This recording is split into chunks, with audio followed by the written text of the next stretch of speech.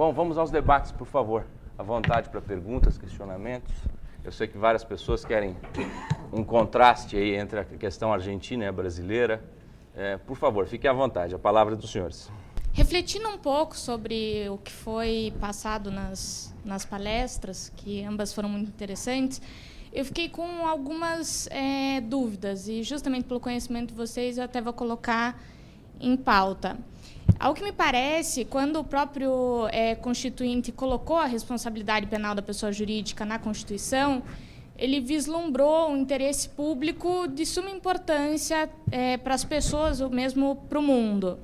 Nesse aspecto, vendo a forma como o professor Pitombo colocou que a responsabilidade deveria ser averiguada, prestando muita atenção na conduta da pessoa física, do controlador, do administrador, numa eventual omissão, talvez pela própria dificuldade, às vezes, num crime ambiental, de se apurar isso, por envolverem operações muito complexas, esse bem jurídico não estaria sendo deixado de lado, mas assim, dando uma maior importância para a responsabilidade penal mesmo da pessoa física, sendo que, ao que me parece, essa responsabilidade penal da pessoa jurídica surgiu para dar essa relevância. E talvez tenha vindo como uma responsabilidade penal justamente para garantir na defesa as garantias do processo penal, a empresa que está sendo defendida.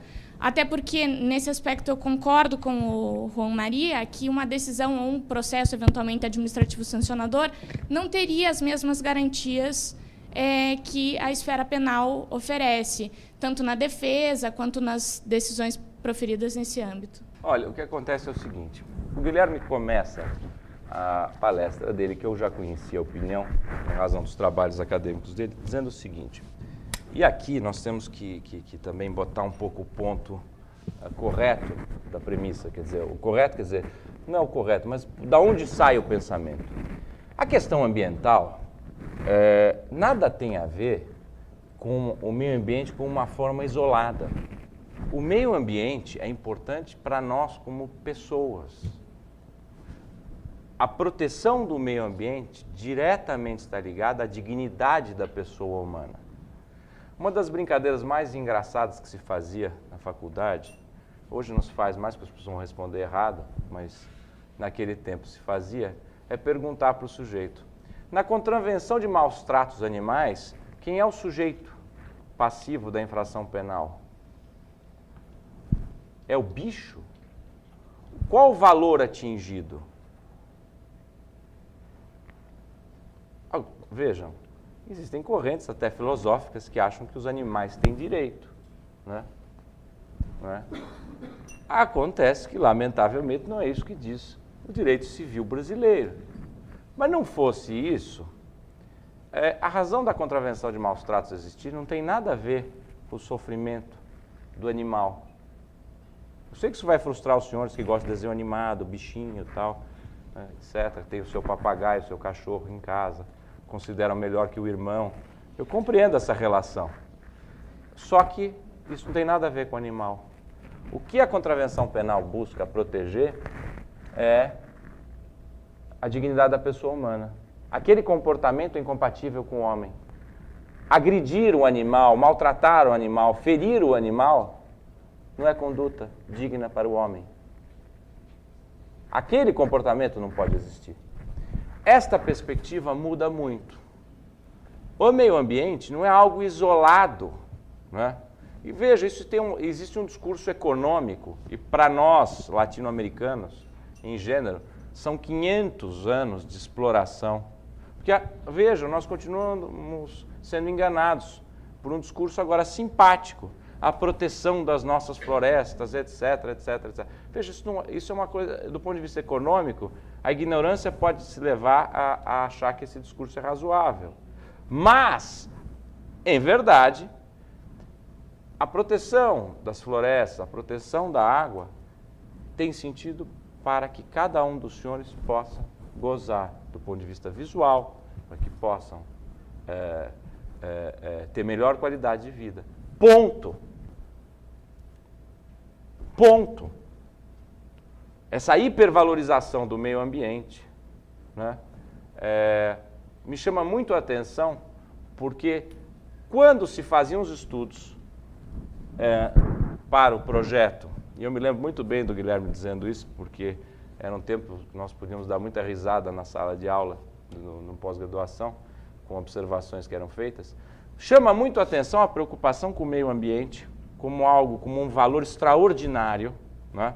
Nós tivemos um vice-presidente dos Estados Unidos que saiu do seu anonimato para ficar conhecido em razão da sua preocupação com as águas e as tragédias, etc, etc. Essa beleza de discurso era, de um lado, cativante para todos aqueles alunos. E eu sempre gostei do patrimônio histórico. É extremamente curioso como no direito brasileiro, a mesma preocupação em relação ao meio ambiente não se levou ao patrimônio histórico. Nós todos os dias passamos em frente de prédios históricos que estão sendo pichados, destruídos. Nós vemos no Rio de Janeiro casas do século XIX ou até do século XVIII sendo derrubadas sem menor critério. Portanto, há uma hipervalorização ao meio ambiente, vegetação, ao meio ambiente animal, mas o trabalho do homem de 200, 300, 400 e 500 anos é absolutamente desprezado. E isso sendo que aquilo compõe a tutela do meio ambiente. A proteção ao patrimônio histórico e cultural faz parte dessa tutela. Respondendo à sua pergunta depois dessa longa volta, não há qualquer supremacia de valor na Constituição, a não ser os valores que têm a ver com a dignidade da pessoa humana. Os outros todos circundam num nível mais baixo. E do ponto de vista dogmático, os bens jurídicos, eles não se chocam. Eles têm pesos diferentes. A ideia de antinomia não existe em valores constitucionais. O que eu tenho valores que são mais importantes e valores que são menos importantes. E quem diz a importância?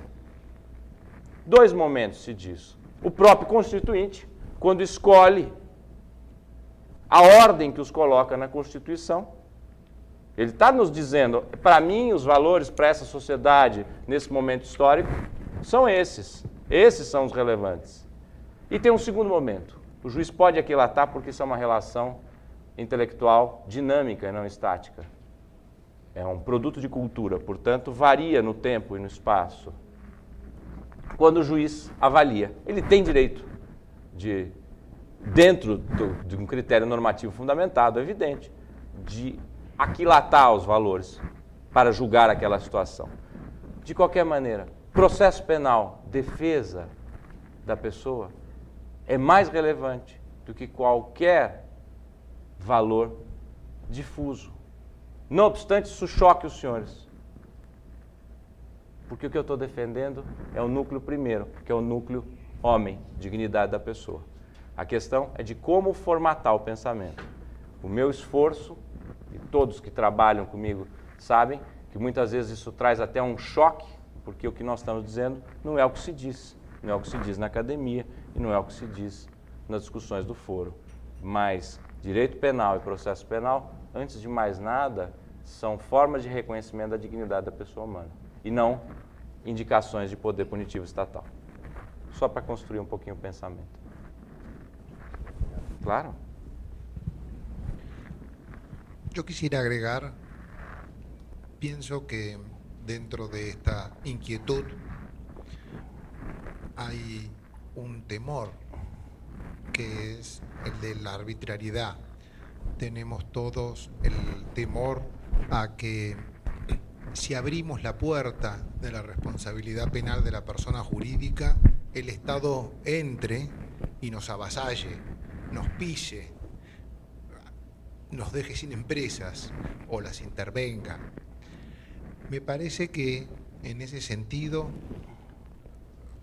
uno debería intentar por lo menos diferenciar lo bueno o lo malo del método frente a la mejor o peor instrumentación de este método. Yo creo, como me habrán escuchado, que en líneas generales hay algo provechoso para utilizar de esta herramienta. No creo que deba dejarse de responsabilizar al director y al gerente. Creo que ellos también deben seguir siendo responsables por sus actos, por supuesto. Esta herramienta creo que su mayor utilidad está en sumarlo a lo que ya tenemos, por un lado. Por otro lado, frente a la posibilidad, según veo en el artículo 225, inciso 3 de la Constitución de Brasil, que aparentemente dice sí a esto. Algo similar a lo que ha ocurrido en Argentina. En Argentina, en el transcurso de los últimos 130 años, todas estas leyes periódicamente han sido impugnadas, intentando declararlas inconstitucionales. Y eso no funcionó, lo cual lo que nos está diciendo es la posibilidad está. Entonces lo que podríamos hacer es tal vez dejar de pelear por esto que ya está y pelear por lo que vale la pena, que es la instrumentación. ¿Bajo qué pautas le vamos a permitir al gobierno que lo haga? Nosotros ya las tenemos aproximadamente dentro de la teoría del delito. Sería bueno exigir que en el caso de ustedes, tal vez la ley 9605 en su artículo 3 tenga una mejor redacción, una redacción más completa, que dé más pautas de bajo qué supuestos y con qué requisitos se debe hacerlo, para obtener un mejor resultado.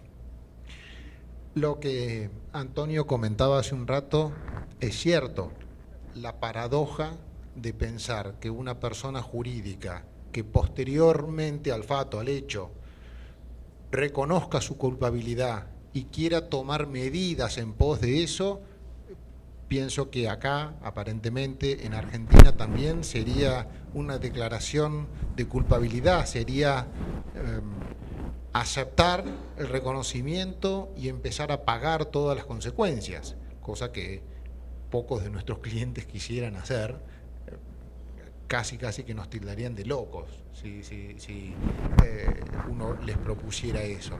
Bueno, hay soluciones muy sencillas, o hay soluciones, no estoy seguro que sean tan sencillas. Por ejemplo, permítanme traerles este caso, el nuevo artículo 31 bis del Código Penal Español, que les mencioné hace un rato, en vigencia desde Navidad, desde el 23 de diciembre del año pasado, hace referencia específicamente a esto, tiene muchos artículos que regulan, cada uno podrá estar más o menos de acuerdo con la solución puntual.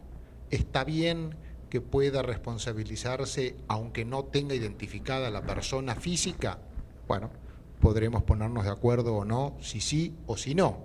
Pero lo importante es desarrollarlo, conocerlo y plasmarlo en la ley. ¿Qué ha hecho la ley española con bastante sabiduría? Precisamente darle una respuesta al planteo. Dice, se podrán considerar como circunstancias atenuantes de la responsabilidad de la persona jurídica a aquellas empresas que por intermedio de sus representantes con posterioridad al fato hayan procedido a confesar la infracción a las autoridades. Primer pauta y primer ventaja. Vengan, tráiganmelo y yo le voy a atenuar o le voy a disminuir su responsabilidad. ¿No es eso lo que quisiésemos? Porque si estamos apuntando verdaderamente a la protección del medio ambiente, esto es una buena pauta y una buena instrumentación y perfectamente posible. España, no les estoy trayendo un caso americano, australiano o de Medio Oriente que uno diga una cultura que no tiene nada que ver con la nuestra. Esto definitivamente podemos ser nosotros. Nos dicen que también le disminuirán o lo eximirá de pena cuando haya colaborado en la investigación del hecho aportando pruebas, haber procedido en cualquier momento del procedimiento y antes del juicio a reparar o disminuir el daño, haber establecido antes del juicio medidas eficaces para prevenir y descubrir los delitos que en el futuro pudiesen cometerse. Eso es verdadera conciencia de prevención. Eso es estar pensando bien la responsabilidad penal de la persona jurídica. te asigno responsabilidad, quiero que cumplas con la ley, pero al mismo tiempo, como no quiero destruir la empresa por destruirla, sino que lo que estoy deseando es el objetivo, el bien jurídico protegido, seguridad, medio ambiente, cambio, doy las herramientas, porque lo que estoy queriendo es que la propia empresa venga, me ayude, denuncie, me indique quién fue. La empresa es el mejor indicado para decirme quién, cuándo y cómo fue internamente. Y a cambio de eso, le doy a la empresa un quid pro quo, le doy un reconocimiento, una disminución de culpabilidad. Y cerrando esta idea, porque también está la mala parte de esto. En la Argentina, en estos momentos, hace algunos meses, se envió un proyecto de ley en el cual se propone incorporar la responsabilidad de la persona jurídica como una norma general en el Código Penal, que la haga viable, en principio, a cualquier delito. Hasta ahí todos podríamos creer que yo estaría contento, que muy en solitario, opino cuando alguien me pregunta que sería una buena idea. Sin embargo, les digo, la instrumentación que se está proponiendo es muy mala.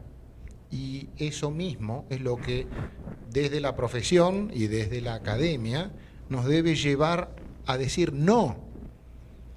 Porque, claro, por ahí se puede colar los efectos que uno no quiere de este tipo de medidas. El proyecto en la Argentina en este momento dice, en interés, en beneficio o utilizando instrumentos de la corporación.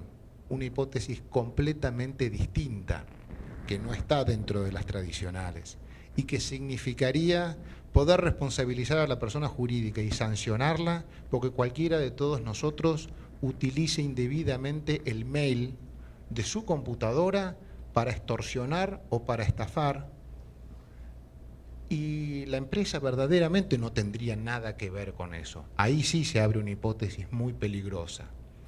Y dice a continuación el proyecto, en interés, en beneficio, valiéndose de instrumentos, coma, o cuando el hecho, el fato, haya sido posible por el incumplimiento en los deberes de vigilancia. Punto. Y eso sí sería un desastre. Hace muy poquito terminé y está pronto a publicarse un artículo en donde justamente yo opino en contra de esto. Y hay quien creerá que estoy loco, pero no estoy loco. Creo que es una buena instrumentación, una buena idea, pero la instrumentación es malísima.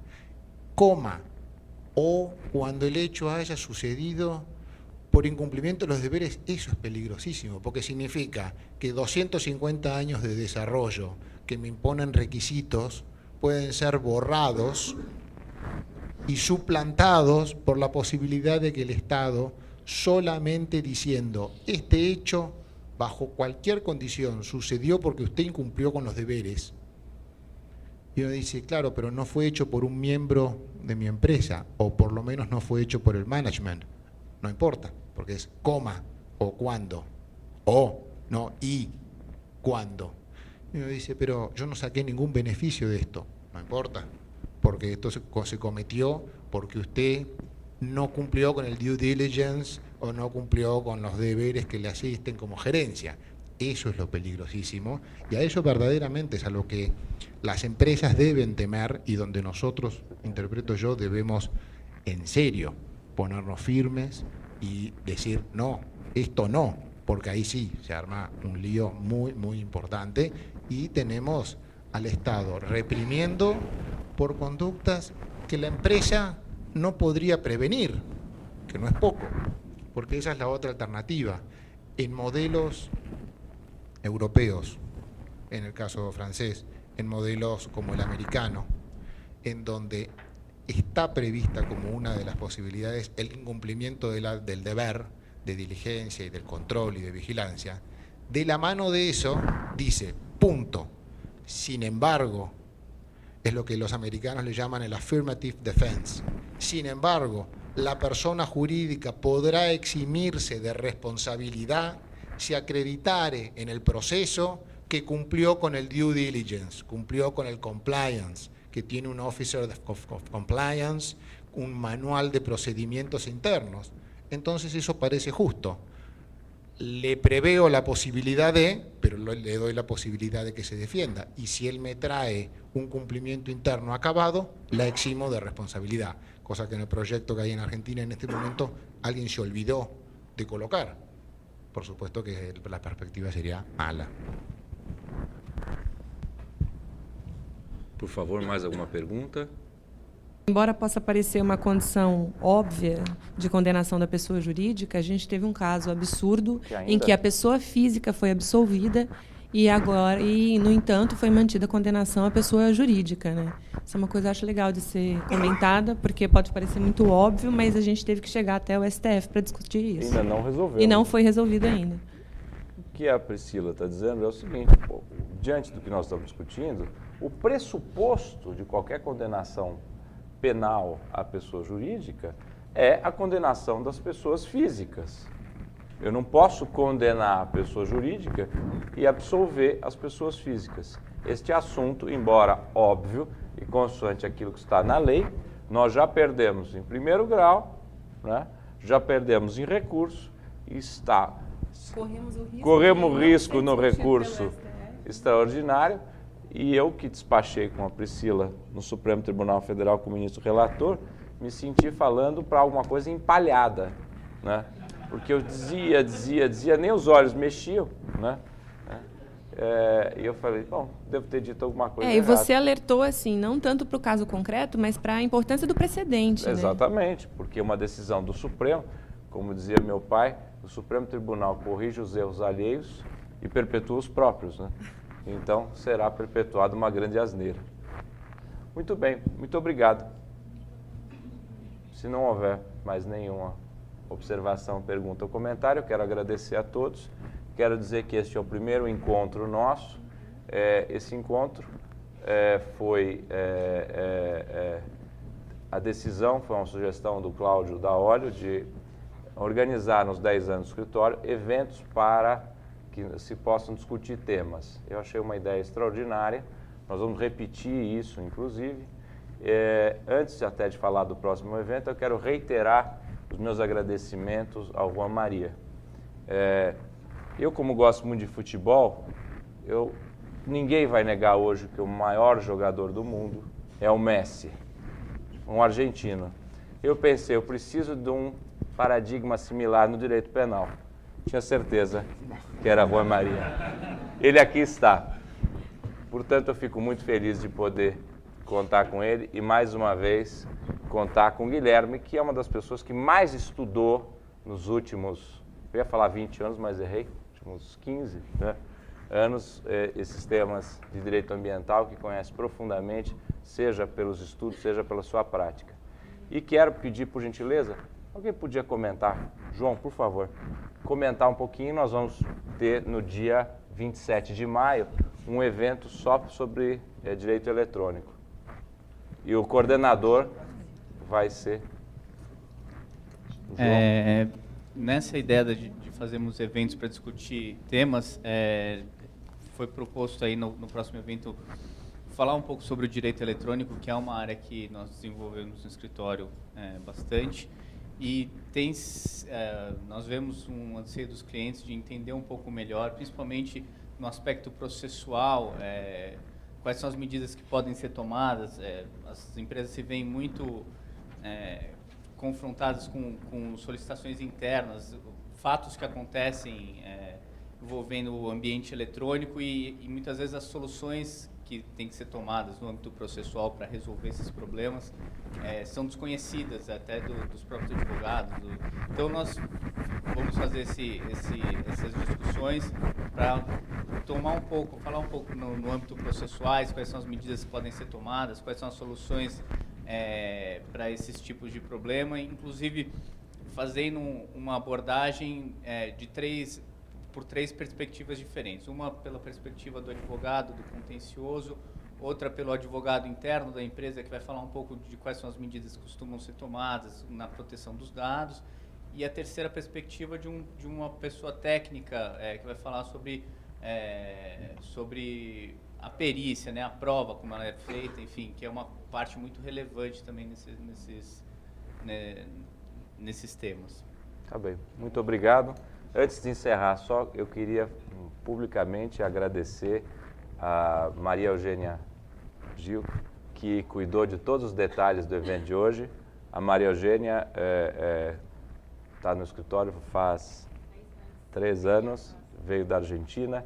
É uma grande satisfação ter você lá, agora tocando no nosso setor de pesquisa também. Acho que todos nós temos que aplaudi-la para agradecer, porque sem ela esse evento não aconteceria. Muito obrigado.